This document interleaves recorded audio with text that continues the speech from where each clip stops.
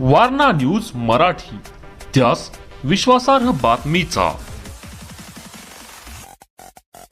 कोल्हापूर जिल्ह्यात सुरू असलेल्या महानगरपालिका, जिल्हा परिषद व पंचायत समिती निवडणुका शांततेत पार पाडण्याच्या पार्श्वभूमीवर अवैध अंमली पदार्थांच्या विरोधात कडक कारवाईचे आदेश देण्यात आले असून त्यानुसार स्थानिक गुन्हे अन्वेषण शाखा कोल्हापूर यांनी गोकुळ शिरगाव परिसरात मोठी कारवाई केली आहे.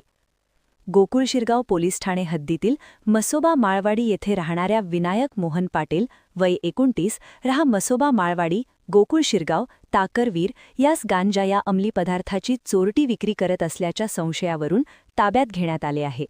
त्याच्या ताब्यातून 2 किलो 800 ग्रॅम वजनाचा गांजा तसेच मोबाईल हँडसेटसह एकूण 66,000 रुपयांचा मुद्देमाल 2 पंचांसमक्ष जप्त करण्यात आला आहे. कोल्हापूर जिल्ह्याचे पोलीस अधीक्षक योगेश कुमार गुप्ता यांनी दिलेल्या आदेशानुसार स्थानिक गुन्हे अन्वेषण शाखेचे पोलीस निरीक्षक सुशांत चव्हाण यांनी विशेष पथक तयार केले. त्यानुसार सहाय्यक पोलीस निरीक्षक सागर वाघ यांच्या पथकातील पोलीस अंमलदार विशाल खराडे व महेंद्र कोरवी यांना गोपनीय बातमीदारामार्फत माहिती मिळाली. त्यावर तात्काळ छापा कारवाई करून आरोपीस ताब्यात घेण्यात आले.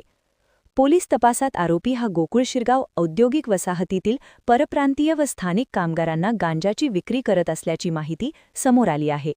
आरोपीविरुद्ध गोकुळ शिरगाव पोलीस ठाण्यात NDPS कायद्याअंतर्गत गुन्हा दाखल करण्यात आला असून यापूर्वीही त्याच्यावर मोका अंतर्गत कारवाई झालेली असल्याची माहिती पोलिसांनी दिली आहे.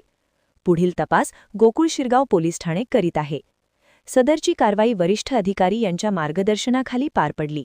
या कारवाईत स्थानिक गुन्हे अन्वेषण शाखेचे पोलीस निरीक्षक सुशांत चव्हाण, सहाय्यक पोलीस निरीक्षक सागर वाघ, पोलीस उपनिरीक्षक जालिंदर जाधव तसेच पोलीस अंमलदार वैभव पाटील, विशाल खराडे, महेंद्र कोरवी, संतोष बर्गे, शिवानंद मठपती, प्रदीप पाटील, अरविंद पाटील, गजानन गुरव, संजय हुंबे, अशोक पवार, अनिल जाधव, राजेश राठोड व महादेव कुऱ्हाडे यांचा सहभाग होता.